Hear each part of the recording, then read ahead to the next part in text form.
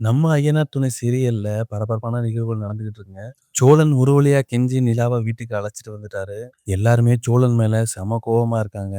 நிலா சோழன் மேல கோவப்பட்டு வீட்ட விட்டு போன பிறகும் சோழன் இன்னும் பொய் சொல்லிட்டே இருக்கானே, திருந்தவே மாட்றானேன்னு எல்லாருமே வருத்தப்படுறாங்க. ஆனா சோழன் நிலாவ எப்படியாவது வீட்டுக்கு வர வச்சா மட்டும் போதும்னு திரும்ப திரும்ப பொய்யா சொல்லிக்கிட்டு இருக்காரு.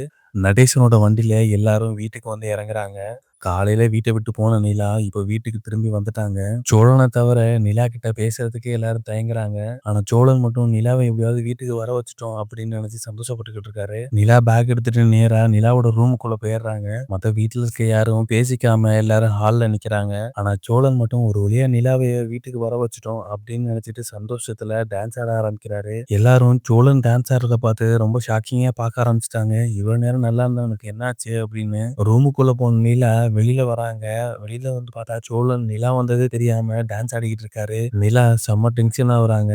நிலா வீட்டுக்கு வந்தோடனேயும் சோழன் அவரோட வேலையை காட்ட ஆரம்பிச்சிட்டாருங்க. நிலா டென்ஷன் ஆகுறத பார்த்து சேரன் சோழனை டான்ஸ் ஆடுறத கண்ட்ரோல் பண்ண பாக்குறாரு. ஆனா சோழன் அவர் பாட்டுக்கு ஆடிக்கிட்டு இருக்காரு. டேய் ஆடுறத நிப்பாட்டுறான்னு சேரன் சோழனோட டான்ஸை நிப்பாட்டுறாரு. சோழன் பின்னாடி திரும்பி பார்த்தா நிலா செம்ம கோவத்தோட திரும்பி பார்த்துக்கிட்டு இருக்காங்க. நிலா சோழனை இது திருந்தவே திருந்தாதுங்கிற ரியாக்ஷன்ல போயிட்டாங்க.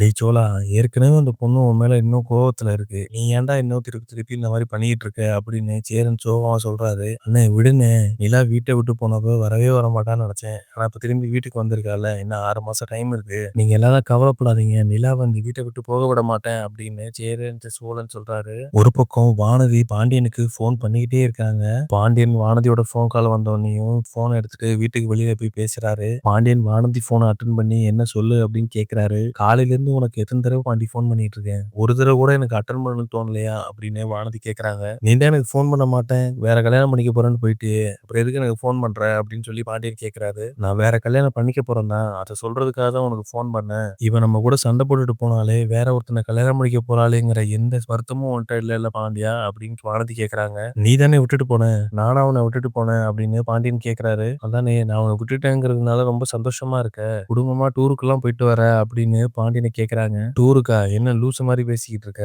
நான் டூருக்குலாம் போல, இங்கதான் இருக்கேன் அப்படின்னு சொல்றாரு. ஓ அப்ப வீட்டுல இருந்துகிட்டு தான் என்னோட போன் கால் எடுக்கலையா நீ நீ என்னமோ பண்ணிட்டு போ, எனக்கு என்ன ஒரு மாசத்துல கல்யாணம், ஜூன் 13ஆம் தேதி எனக்கு கல்யாணம் அப்படின்னு சொல்லிட்டு போனை கட் பண்ணிடுறாங்க. பாண்டியனுக்கு இதை கேட்டவனையும் தலையில இடி விழுந்த மாதிரி இருந்ததுங்க. இதுதாங்க நாளைக்கு நடக்க போறது. ஐயனார் துணை சீரியல் அப்டேட் உடனே தெரிஞ்சுக்கணும்னா மறக்காம சீரியல் எக்ஸ்பிரஸ் சேனலை சப்ஸ்கிரைப் பண்ணிக்கோங்க.